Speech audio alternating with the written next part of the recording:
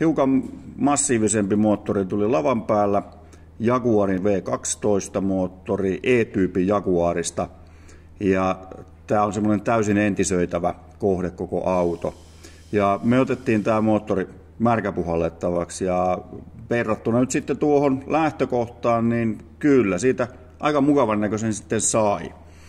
Ja nyt mitä tässä videolla nähdään, niin toi hohto on kyllä varsin mukava ollakseen vanha 60-luvun moottori.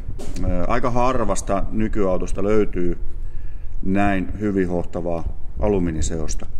Mutta tästä se löytyy ja moottori oli sinällään varsin hyvä kuntoinen, että mitään semmoisia olennaisia vaurioita ei märkäpolhauksen jäljeltäkään löytynyt.